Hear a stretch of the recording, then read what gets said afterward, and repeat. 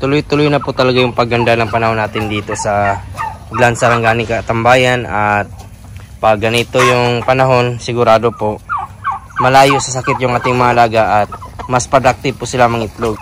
Sa oras ng pagpapakain natin dito ay nasa alas 7 to hanggang alas 8. At kung sakali mahuli man tayo ng konti, ay wala naman po magiging problema kasi sa dami po ng damo, maaari po yan nila meriendahin. Ayan yung kagandahan pag malaki yung area, malawak, madaming damo, nakakatipid pa rin po tayo ng konti sa ating pagkain. Kahit wala tayong ibinibigay po ng vitamin sa ating mga alaga, antibacterial, hindi po basta-basta nagkakasakit yung ating mga alaga po.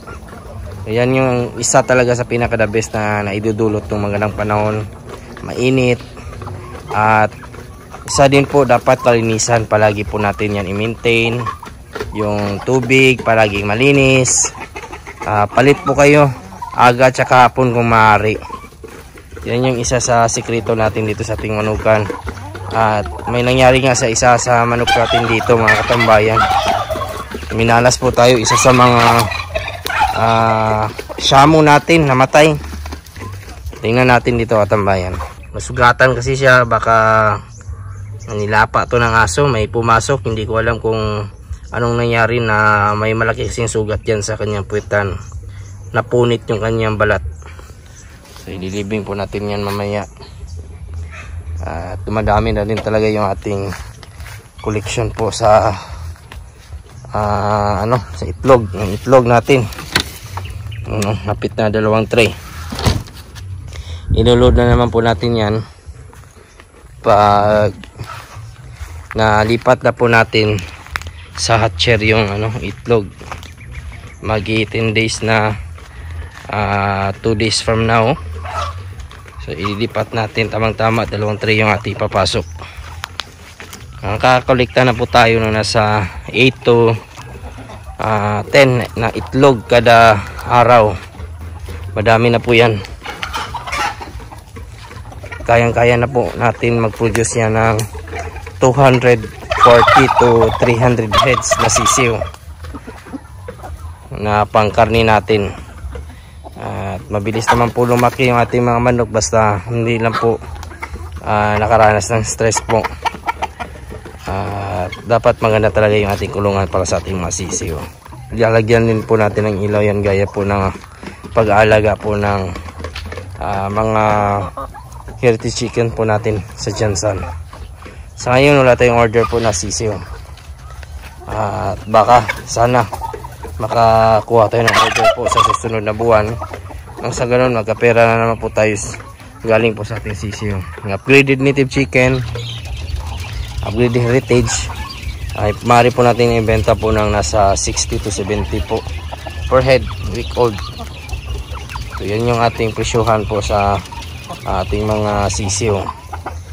May vaccine na rin po yan para sigurado po hindi po basta-basta magkakasakit. At may panlaban talaga sa mga bakterya po, virus. Yan yung ating tubig. Kailangan na po natin palitan yan. Araw-araw po dapat palit ng tubig. At siguraduhin po natin na maganda rin po yung ating pagkain. Kung gusto nyo naman po makatipid, wala pong problema po. Madami pong paraan para makatipid po sa pagkain.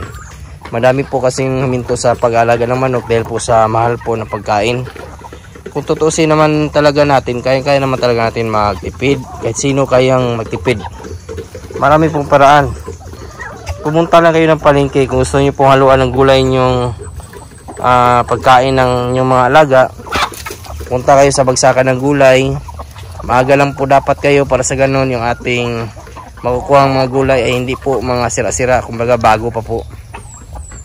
Bagong pinagbalatan, lalo na po mga pichay, Chinese pichay, cabbage, lettuce.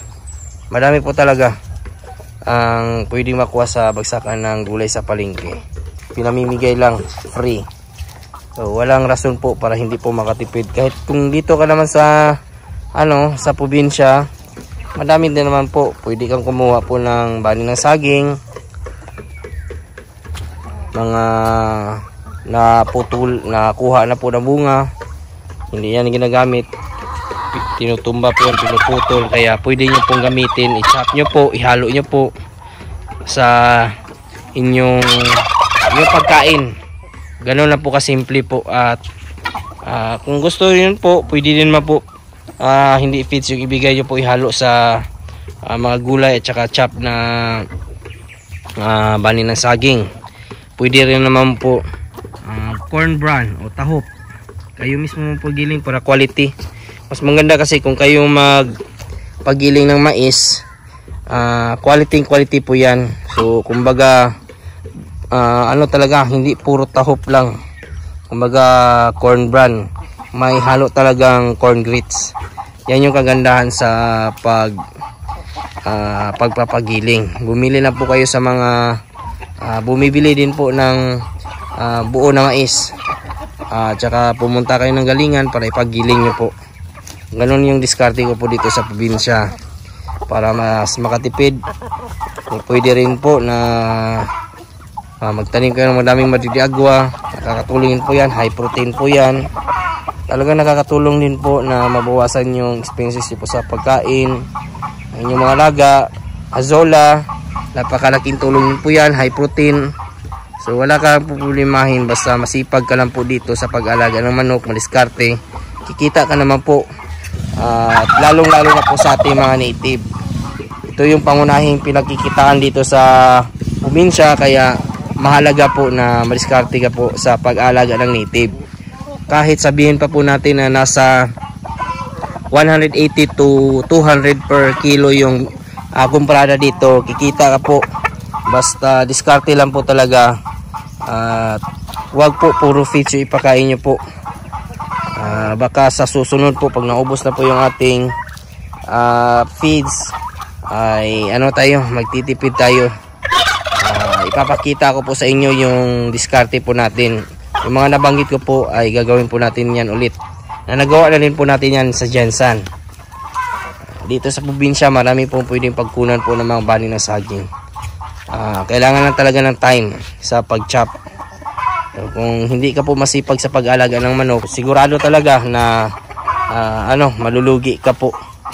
Sa native naman wala namang po problema ito, kasi kung malawak yung area nyo po, pwede nyo lang po pakawalan yung mga native. Ipasama sa inahin yung mga sisiw para sila yung magpainit. At once na pwede na po silang i-release, ay pwede nyo pakawalan.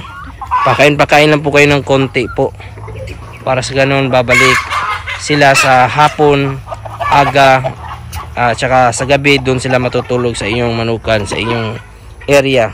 Ganun po ang diskarte po. Sigurado kikita ka rin po kahit 180 to 200 yung bintahan. Lalo na po pag madami yung inahin ng mga native, sigurado mas madami ka mapuproduce po ng mga sisiyo na pangkarne. Mga ganito na manok, sigurado na malalaki yung lahi na ipoproduce. Shamu hulo, yan yung kaganahan. Basilan. So talagang di ka lugi sa karne. 2 months wala na, pwede na pong ibenta. Yan na po yung mga ganapan ngayong araw mga katambayan, at maraming salamat po pala sa mga bago po nating subscribers and viewers. Welcome po sa aking channel, at kung kayo na po ay napadaan ngayon, sana po ay consider nyo po na i-follow, i-like, subscribe. Napakalaking tulong po yan. Kung may mga katanungan naman po kayo, ilagay nyo na po sa comment section at ating sasagutin. At huwag kalimutan i-click yung notification bell para sa mga susunod na videos. Bago muna tayo magpaalam, shoutout muna natin yung ating kaibigan dyan na si Alvin Lubigan. At sa mga nanood po dyan ngayon, shoutout po sa inyong lahat. Sa mga hindi ko naman po na shoutout, isa-shoutout ko lang kayo sa susunod. Maraming salamat, God bless, at ingat po kayo palagi. Bye bye.